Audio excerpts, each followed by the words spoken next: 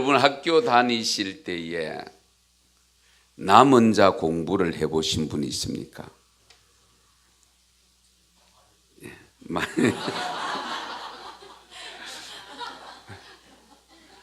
저는 군에 입대했을 때에 잊혀지지 않는 남은 자 훈련을 받은 것이 기억이 납니다. 제가 일반 하사 출신인데요.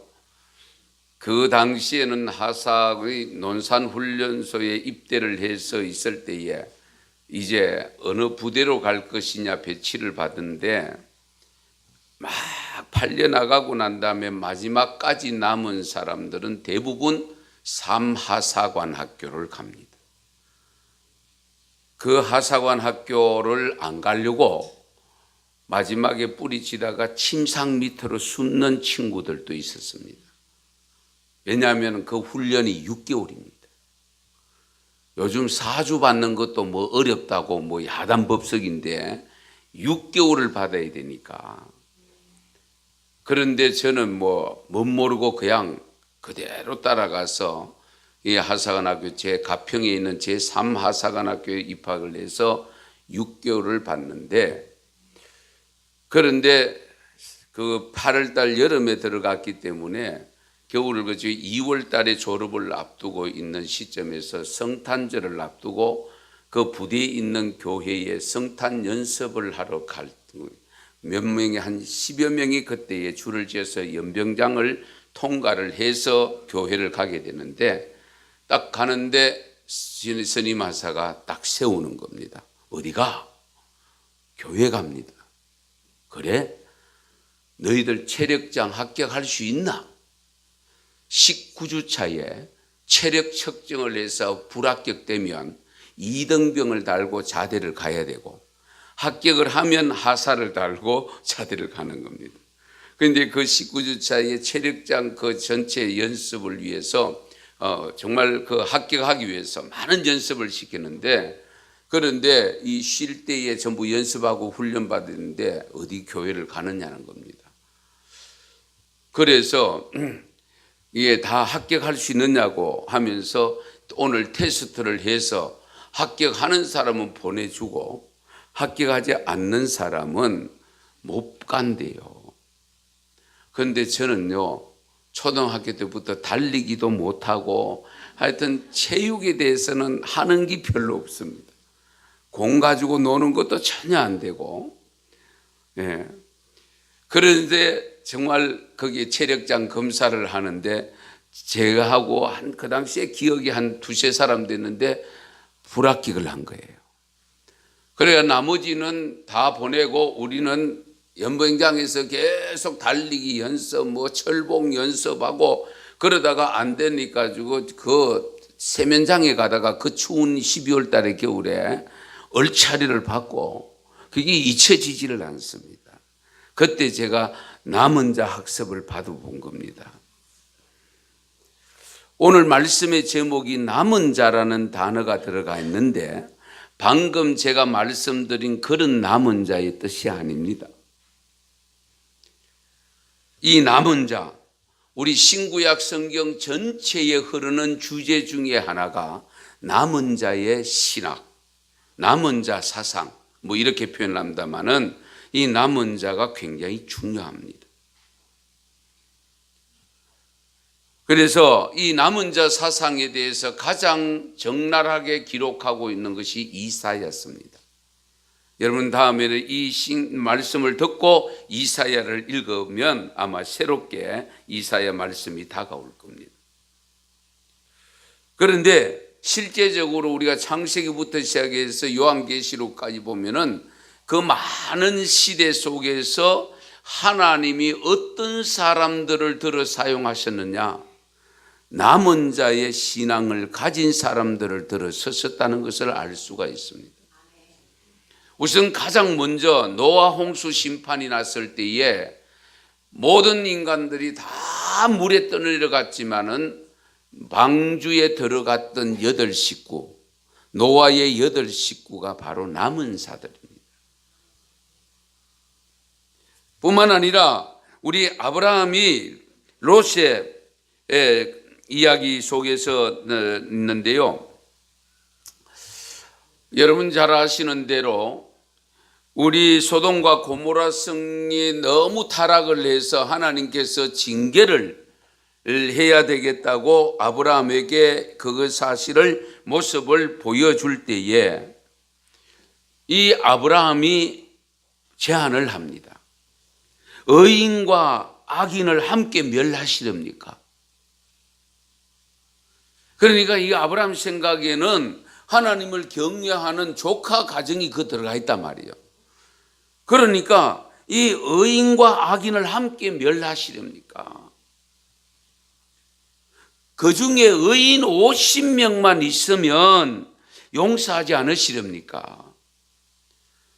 그 50명 있으면 용서하지. 하나님께서 그렇게 했을 때에 50명만 있으면 용서하신다는 뜻은 무엇을 말합니까? 결국 50명 없다는 증거잖아요. 그러니까 아브라함도 이 센서가 좀 있어서 그 다음에 45명, 40명, 그리고 30명, 20명, 10명까지 내려갑니다. 그런데 결국은 어땠습니까? 10명이 없어서 의인 10명이 남은 자 의인 10명이 없어서 소돔과 고모라 성이 멸망한 겁니다. 그 속에서 남은 자가 결국은 몇 사람이었지 알죠? 4사람밖에 없어요. 롯과 롯의 아내와 2딸밖에 없습니다.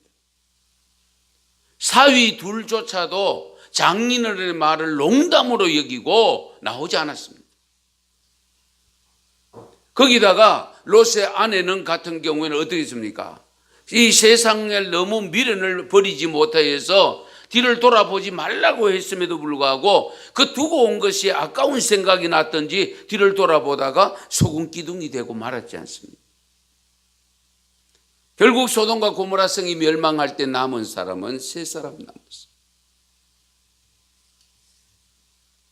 왕정시대가 되었을 때에 사사시대, 우리 성경을 읽어보면은 이 사사시대를 거쳐서 왕정시대를 거쳐서 그러면서 예수님까지 이어지고 지금까지 이어지는 이런 상황에서 이 왕정시대가 되었을 때도 사사시대가 되었을 때에 남은 자 중에서 제일 먼저 언급되는 사람 중에 한 사람이 사무엘입니다.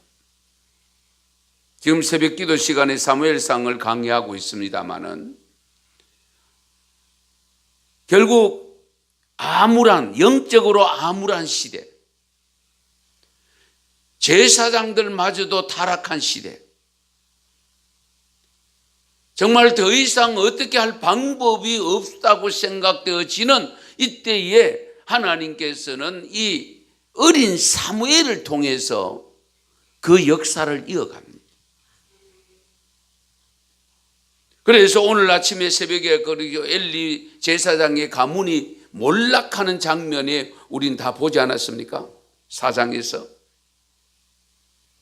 제사장이 죽고 아들 둘이 홈리와 비나스가 죽고 그 비나스의 아내가 충격적인 소식을 듣고 난산을 하고 조산을 해놓고는 또 이가봇이라고 하는 이름만 지어놓고 떠나버리는 가문이 망.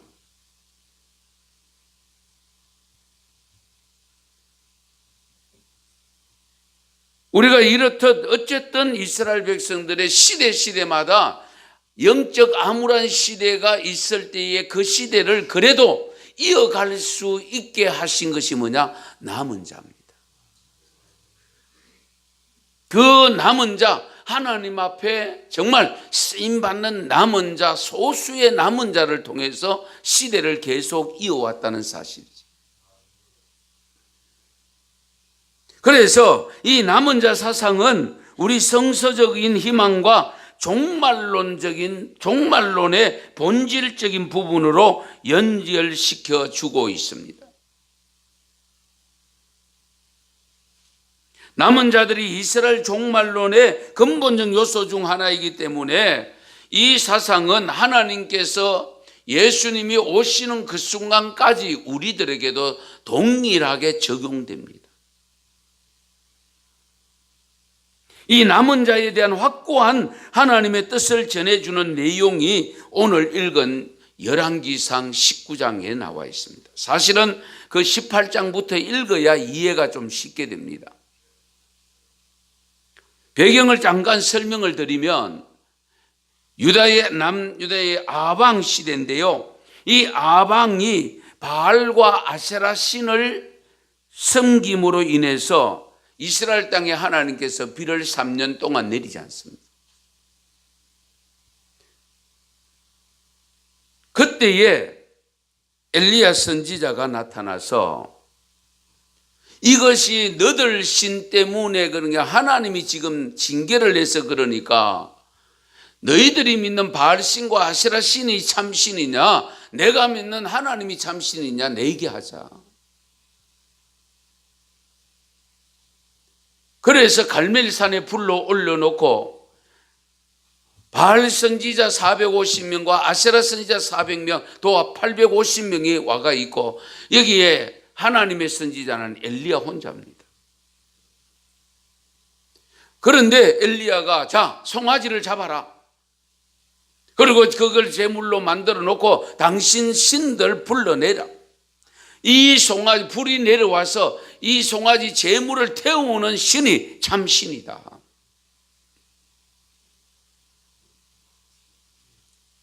그래서 열왕기상 18장 26절 이하에 보면 엘리야 선지자는 바알 선지자들에게 너희들이 먼저 그렇게 해라 라고 하면서 바알이여 응답하소서 하기 시작합니다. 그 자기 바알 신에게 구하기 시작합니다. 그런데 좀처럼 아침부터 시작했는데 성경을 읽어보면 낮 정오 때까지도 불이 임하지를 않습니다. 그때에 옆에서 지켜보고 있던 엘리야 선지자가 자신만만하게 이들을 조롱을 합니다. 야, 큰 소리로 불러라.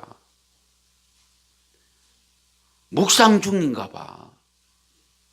너희들 신이 잠깐 외출 나갔는가 봐. 혹은 그가 먼 길을 행하는지 혹은 그가 잠이 들어서 깨워야 할 것은 아닌지 이러면서 조롱을 합니다. 그때에 이 바알과 아세라 선지자들이 자기들이 행하는 의식을 가지고 결국은 부르다 안 되니까 칼을 가지고 자기들 몸을 자해를 합니다. 수단과 방법을 가리지 않고 빌었지만은 저녁 소재 드릴 시간까지 되었음에도 불구하고 불이 내지 않을 때 야 엘리야가 치워라. 그리고 이 엘리야 선자가 자기가 송아지를 다시 한 마리 잡아서 나무를 갖다 재어놓고 장작을 갖다 재어놓고 그 위에 각을 떠서 제물을 올려놓고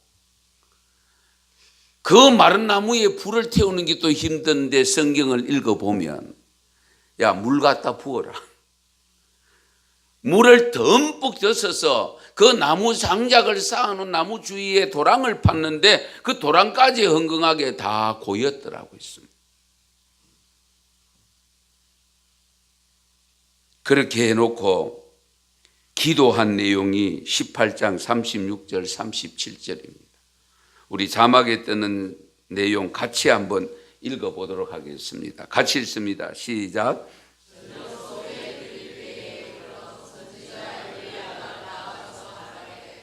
아브라함과 이삭과 이스라엘의 하나님 여호와여 주께서 이스라엘 중에서 하나님이신 것과 내가 주의 종인 것과 내가 주의 말씀대로 이 모든 일을 행하는 것을 오늘 알게 하옵소서. 여호와여 내게 응답하옵소서. 내게 응답하옵소서. 이 백성에게 주 여호와는 하나님이신 것과 주는 그들의 마음을 되도록이심을 알게 하옵소서 하며 아멘. 그런데 중요한 것은 이 기도가 몇 분 정도 몇 시간이 지났는지는 정확하게 밝혀지지 않고 있습니다만은 불이 곧 내려왔습니다. 재물뿐만 아니라 도랑에 있는 물까지 다 말랐다고 했습니다. 할렐루야. 이 광경을 지켜보고 있던 많은 백성들이 고백했는데요, 18장 39절에 이렇게 고백합니다. 여호와 그는 하나님이시로다. 여호와 그는 하나님이시로다. 여호와가 그분이 진짜 하나님이다. 엘리야 선지자가 부르는 그 하나님이 진짜 하나님이다. 그런 뜻입니다. 예. 그때에 바로 엘리야 선지자는 사람들을 시켜서 그 바알 선지자 450명을 기손 시내가로 몰아넣어서 다 처형을 시킵니다.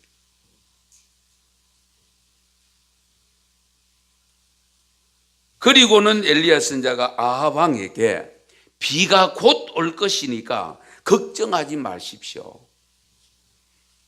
그래서 아합 왕이 이제는 맘 놓고 식사하러 올라갔다라고 기록합니다. 그때에 엘리야 선지자는 다시 갈멜산 꼭대기에 올라갑니다. 다시 기도하기 시작합니다. 그리고 심부름하는 곁에서 돕고 있는 사환을 불러서 저 바다 끝에 한번 쳐다봐라. 아무것도 없는데요. 또 간절히 기도하고 또 바다 가운데 한번 가봐라. 아무것도 없는데요. 그걸 6번이나 반복하고 7번째에 이 사원이 와서 보고합니다. 손바닥만한 구름이 떴습니다. 할렐루야. 그 구름은 비를 머금은 구름입니다. 그래서 엘리야 선지자가 그 보고를 받고 난 다음에는 아합 왕에게 다시 비에 막히지, 길에 막히지 않기 위해서 빨리 하산하십시오. 엘리야 말을 들었던 아합 왕이 하산해서 왕궁으로 돌아가서 그 당시 왕비가 이세벨입니다. 지금까지 그날 있었던 일을 자초지종을 이야기를 다 했겠죠. 그 이야기 속에 바알 선지자 450명이 다 죽었다. 처형시켰다. 그 이야기를 듣고는 이세벨이 곧바로 사람을 엘리야 선지자에게 보냅니다. 내일 이맘때에 당신은 죽을 줄 알아라. 내일 이맘때에 당신을 죽일 것이다. 순간적으로 엘리야가 그렇게도 좋은 믿음을 가지고 불까지 임해서 재물을 사르고 많은 백성들에게 여호와가 참 하나님이다 하는 것까지 정언하게 만들어 주셨던 그 믿음이 갑자기 어디론가 사라져 버립니다. 그래서 엘리야 선지자가 도망을 갑니다. 좀 앞뒤가 좀 맞지 않잖아요. 예. 그런 믿음 같으면 그러면 하나님이 나를 지켜주실 테니까 해볼 때는 해봐라. 과연 나를 죽일 수 있을까? 그런 마음을 가지고 담대히 나갈 수 있는 믿음이잖아요. 그런데 순간적으로 죽는다고 하는 그 단어가 선포되어지니까 믿음 좋은 엘리야도 별 수 없더라고요. 그래서 자기 심부름으로 돕던 사환을 브엘세바에다가 머물게 하고 자기는 다시금 광야로 나가서 하룻길을 가다가 어디에 도착했냐? 로뎀 나무 아래에 도착해서 거기서 하나님 앞에 기도합니다. 기도 내용이 이렇습니다. 여호와여 넉넉하오니 지금 내 생명을 거두어 주소서. 지금까지 선지자로서 이렇게 살아온 것만 해도 감사합니다. 이것만 해도 충분합니다. 그러므로 내 생명 데려가 주세요.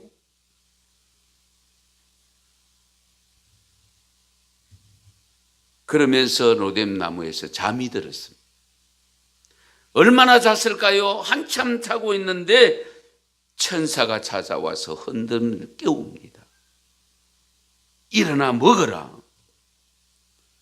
그런데 일어나 진짜 눈을 뜨고 보니까 머리맡에 불에다가 화롯불에다가 구운 떡하고 물 한 병이 놓여 있습니다.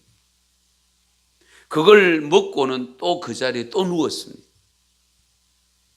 그렇게 누워서 자고 있을 때 또 와서 또 하나님의 사자가 또 흔들어 깨웁니다.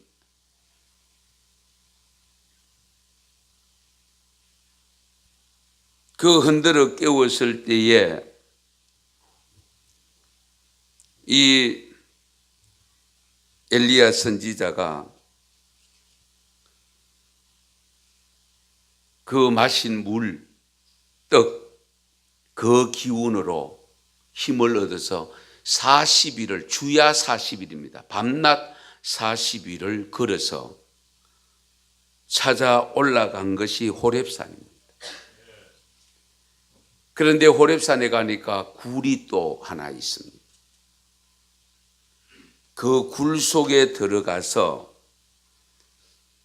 거기에서 쉬고 있을 때에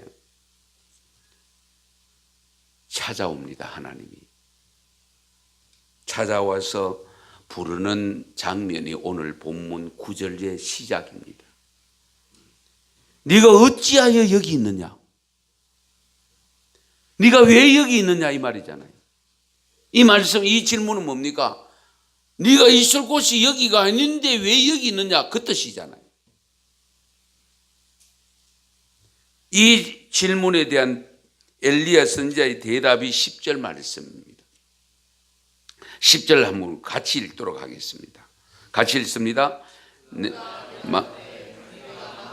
하나님 여호와께 열심히 유별하오니 이는 이스라엘 자손이 주의 언약을 버리고 주의 제단을 헐며 칼로 주의 선지자들을 죽였음이오며 오직 나만 남았거늘 그들이 내 생명을 찾아 빼앗으려 하나이다. 아멘.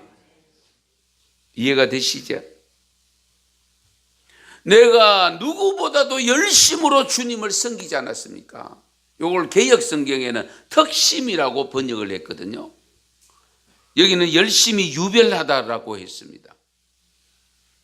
이 남보다는 더 열심으로 내가 하나님을 섬겼는데 이 이스라엘 자손들이 언약을, 하나님과의 약속을 버리고 제단을 헐고 칼로 주의 선지자들을 다 죽였고 나만 남았습니다. 나만.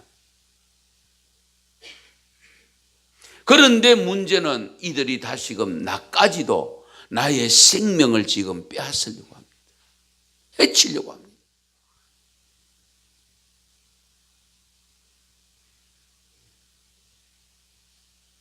나만 남았다고 하는 이 엘리야 선지자는 이제 선지자로서 자기만 남았다고 고백하면서 자신의 생명을 다시금 죽이려고 하는 이 사실 때문에 지금 여기에 들어와 있다 그 말입니다. 호렙산 굴 속에 들어와 있다는. 이 엘리야의 변명을 듣고 계시던 하나님은 갑자기 지진 같은 것이 일어나는 현상이 발생합니다.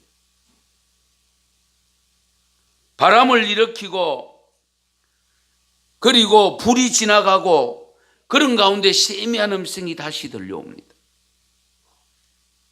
엘리야가 이 소리를 듣고서 겉옷을 가지고 굴 입구로 나갑니다. 굴 입구로 나갔을 때 다시 음성이 들려오는데 엘리야야 네가 어찌하여 여기 있느냐. 두 번째로 이 음성이 들리고 이 음성을 듣고 그대로 대답한 것이 앞에 10절 내용이 14절 동일한 내용입니다. 같은 내용을 반복합니다. 성도 여러분, 하나님께서 엘리야 선지자에게 한 질문은 대단히 중요한 질문입니다. 엘리야야 네가 어찌하여 여기 있느냐? 왜 여기 있느냐? 지금 있는 곳이 잘못됐다 그 말씀이잖아요. 엘리야와 같은 상황에 처한 분 없습니까? 믿음이 있을 때는 기도하고 말씀 묵상하며 열심히 봉사하며 헌신하였는데 조금 마음이 상한다고 삶이 어렵다고 기도의 자리조차 나오지 아니하시고 말씀 읽는 거 덮어버리고 나름대로 최선을 다해서 열심히 섬겼음에도 불구하고 왜 내가 이런 어려움을 당해야 되느냐고 엉뚱한 데 가 있는 모습 없습니까?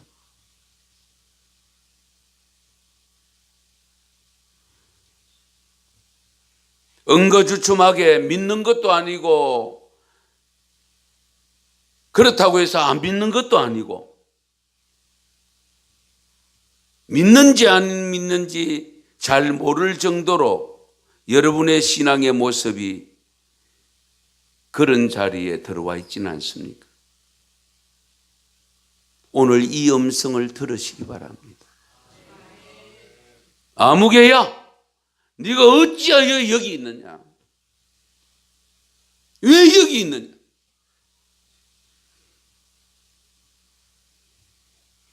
그런데 하나님은 엘리야 선지자에게는 이 질문을 하시면서 새로운 사명을 주십니다. 그것이 15절, 16절, 17절, 16절인데요. 여호와께서 그에게 이르시되 너는 내 길을 돌이켜 광야를 통하여 다메섹에 가서 이르거든. 호렙산에서 떠나라는 겁니다. 다메섹으로 가거라. 거기에 가서 하사엘에게 기름을 부어 아람의 왕이 되게 하고, 그리고 16절에 보면 너는 또 님시의 아들 예후에게 기름을 부어 이스라엘의 왕이 되게 하고, 또 아벨 모홀라 사바스의 아들 엘리사에게 기름을 부어 너를 대신하여 선지자가 되게 해라. 이 사명을 주시면서 두려움과 불안감을 해소시키는 말씀을 주신 것이 17절입니다.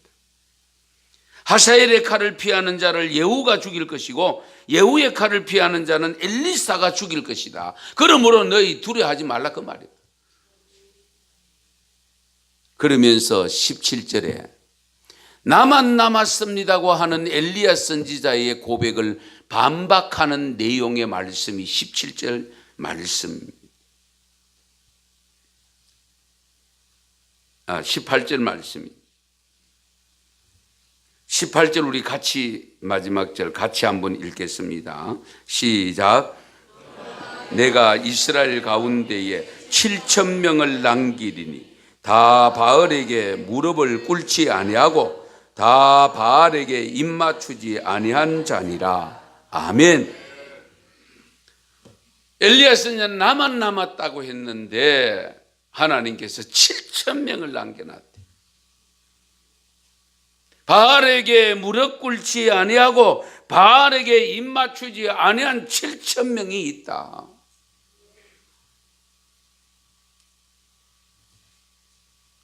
사랑하는 성도 여러분, 바로 이것입니다. 끝까지 남은 자로서의 삶을 살아야 됩니다. 그래서 오늘 본문 로마서 9장 27절 28절에 보면 이 사도 바울을 통해 주신 말씀인데 이사야서를 언급합니다. 또 이사야가 이스라엘에 관하여 외치되 이스라엘 자손들의 수가 비록 바다의 모래 같을지라도 남은 자만 구원을 받으리니 주께서 땅 위에서 이 말씀을 이루고 속히 시행하시리라 하셨느니라. 지금 이사야를 통해서 주신 이 말씀, 수많은 생명들, 많은 정말로 바다의 모래같이 많다 할지라도 남은 자만 구원받는데 이 현상이 지금 로마 시대에, 바울 시대에, 이 시대에도 동일하게 적용된다, 그 말씀을 하고 있는 겁니다. 그러면 바울 시대에 적용되었던, 동일하게 적용되었던 그 말씀은 지금 오늘 우리들에게도 동일하게 적용됩니다.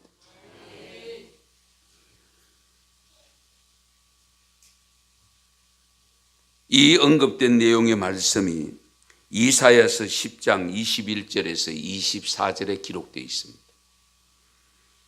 남은 자 곧 야곱의 남은 자가 능하신 하나님께로 돌아올 것이라. 이스라엘이여 내 백성이 바다의 모래 같을지라도 남은 자만 돌아오리니 넘치는 공의로 파멸이 작정되었습니다. 이미 작정된 파멸을 주 만군의 여호와께서 온 세계 중에 끝까지 행하시리니 그러므로 주 만군의 여호와께서 이르시되 시온에 거주하는 내 백성들이 아수르가 애굽에 한 것처럼 막대기로 너를 때리며 몽둥이로 들어 너를 칠지라도 그를 두려워하지 말라. 마지막 남은 자의 사상이 뭐냐? 어떤 핍박과 고난이 온다 할지라도 그 핍박과 고난 때문에 내 신앙을 버리지 않는다, 그 말씀입니다. 그리고 하나님은 지켜주신다는 약속입니다.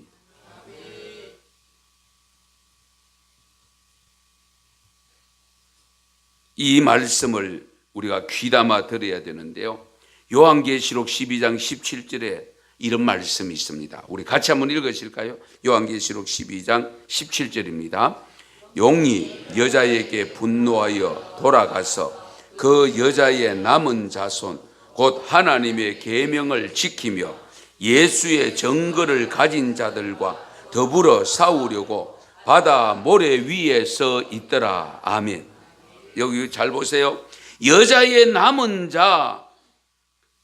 자손입니다. 곧 하나님의 계명을 지키며 예수의 증거를 가진 자. 남은 자가 어떤 사람이 남느냐? 하나님의 계명을 지킨 자가 남은 사람. 그리고 예수님의 증거를 가지고 있는 사람. 그런데 이 남은 자들조차도 넘어뜨리려고 싸우려고 다가오고 있다. 사나운 용들이 다가오고 있다.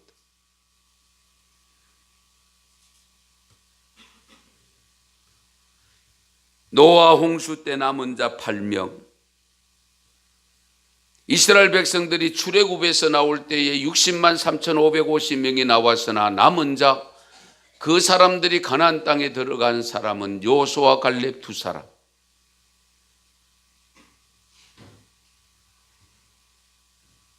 바알에게 무릎 꿇지 않은 7,000명을 남겨두었다고 하는 것은 정말 많은 사람들이 남아 있었다는 것을 알 수가 있습니다.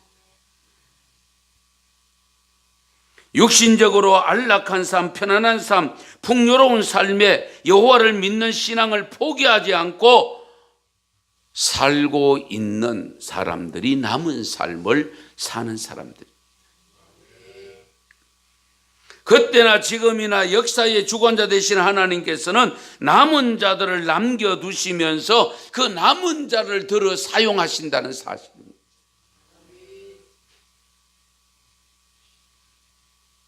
로마서 11장 1절에서 4절에 보면요, 이 열왕기상 19장에 언급된 엘리야를 향하신 말씀을 인용하는 내용입니다. 이 사도 바울이 구약 성경도 다 알고 있었다는 걸 알 수가 있습니다. 거기 보면 주여 그들이 주의 선지자들을 죽였으며 주의 제단들을 헐어버렸고 나만 남았는데 내 목숨도 찾나이다 하니 그에게 하신 대답이 무엇이냐? 내가 나를 위하여 바알에게 무릎을 꿇지 않은 사람 7,000명을 남겨두었다 하셨으니, 이 내용을 언급한 목적이 뭐냐? 5절입니다. 로마서 11장 5절에 같이 읽겠습니다. 5절 같이 읽습니다. 그런즉 이와 같이 지금도 은혜로 택하심을 따라 남은 자가 있느니라. 아멘.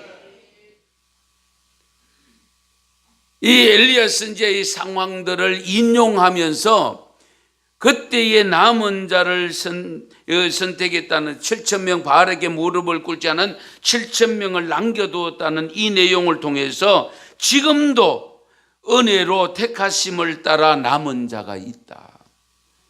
지금도. 하나님의 백성들이 다 망하는 것 같아도 결단코 그렇지 않습니다. 다른 신들의 경우는 모르겠지만은 하나님의 자녀들인 경우는 다 패망하여 이제는 더 이상 일어나지 못할 것처럼 느껴지는 상황이랄지라도 하나님은 소수의 남은 자들을 통하여 당신의 뜻을 이루어 가십니다. 그러면 남은 사람들은 어떤 사람들이냐? 하나님이 마지막에 들어서시는 남은 사람들은 어떤 사람일까? 우연히 죽지 않고 살아남은 사람들이냐? 아닙니다. 하나님이 남겨놓은 사람들. 스바냐 3장 12절 13절 말씀, 중요한 말씀인데요. 같이 읽겠습니다. 내가 곤고하고 가난한 백성을 내 가운데에 남겨두리니 그들이 여호와의 이름을 의탁하여 보호를 받을지라. 이스라엘의 남은 자는 악을 행하지 아니하며 거짓을 말하지 아니하며 입에 거짓된 혀가 없으며 먹고 누울지라도 그들을 두렵게 할 자가 없으리라. 아멘. 악을 행하지 아니하며 거짓을 말하지 아니하며 입에 거짓된 혀가 없는 사람들을 하나님은 남겨두신대요.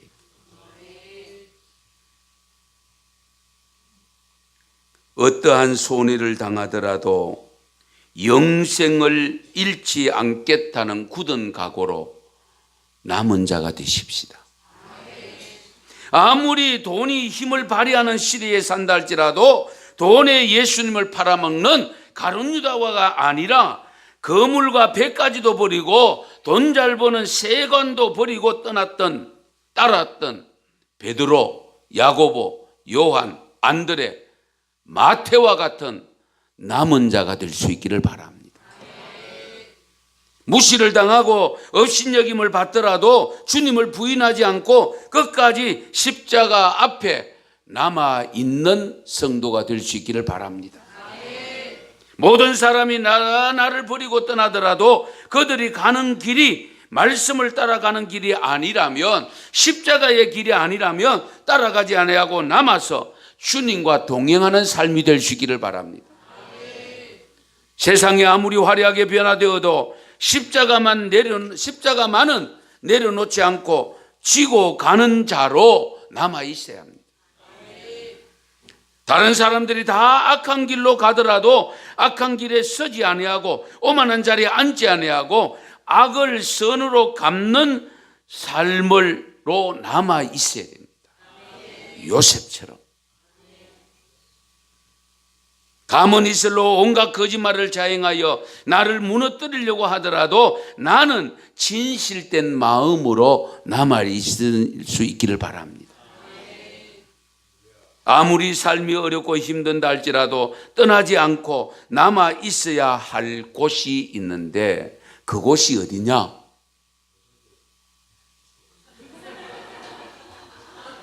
네. 교회입니다.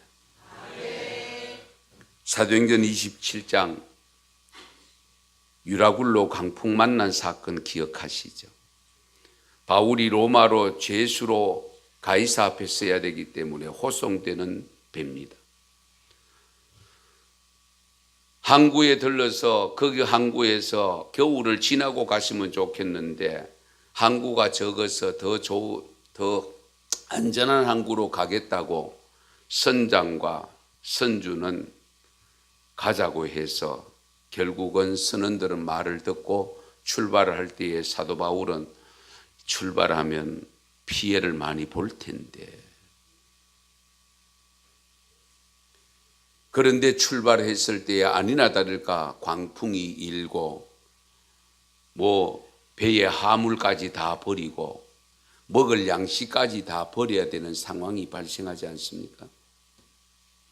그러다가 섬이 하나 보이는데 저 섬이 밑에 바다 수면에 어떤 암초가 있는지 모르니까 섬 가까이 다가가자마자 더 이상 떠내려가지 않도록 닷을 놓습니다. 그 닷을 놓을 때에 사공들이, 거기 배가 크잖아요. 276명이나 탔으니까 큰 배입니다. 화물까지 실었으니까. 그 당시에 그 안에 구명보트 같은 작은 배가 있는데 그 배를 끄집어 내려놓고 바다에 띄워놓고 그 배를 타고 도망가려고 합니다.